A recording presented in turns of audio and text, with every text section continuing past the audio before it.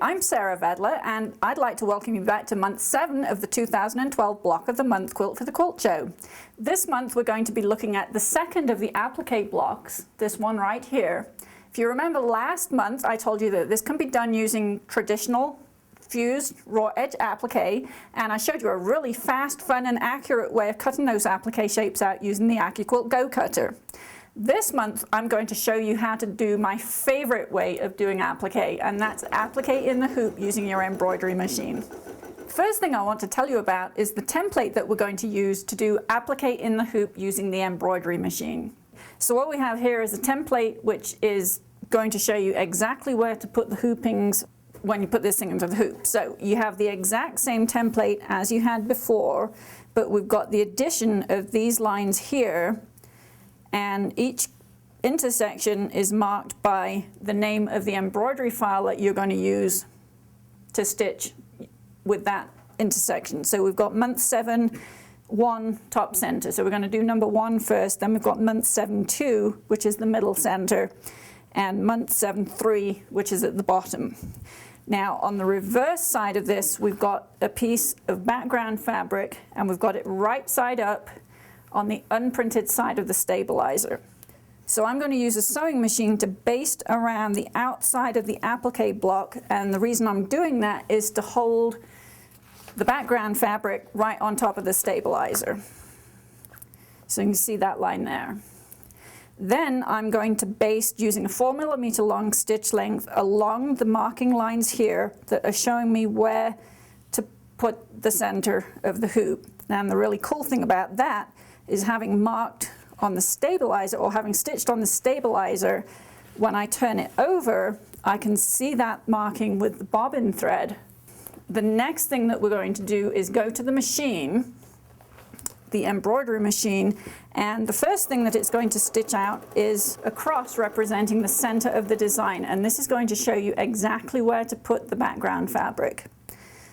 So we've got the background fabric and it's prepared on the stabilizer. We've got the marking lines. I'm going to put a pin in the intersection here, and then I'm going to move the whole thing over to the stabilizer, and I'm going to put the same pin through the intersection that's been stitched out on the stabilizer.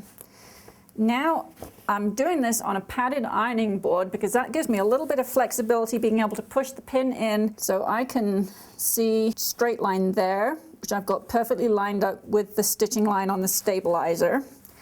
And we've got another checkpoint right here, and we can see that I've got that lined up. So now that everything is right where it needs to be, I can pop a couple more pins in and we can hold this right in place. Now I can take this to the embroidery machine and I can stitch out a placement line for the applique shapes. Now I know exactly where I'm going to put all of my applique shapes. Before I actually fuse them in place, I want to just remove the basting line from underneath them. I'm going to remove the backing paper from each applique shape, and you can see it is a perfect fit for the placement line.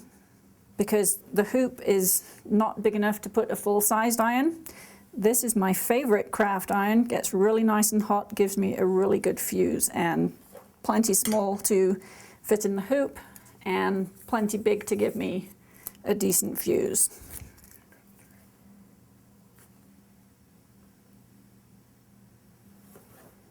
So now I'm going to tell it to go, and it's going to do a finishing stitch all the way around the edge of the applique shapes.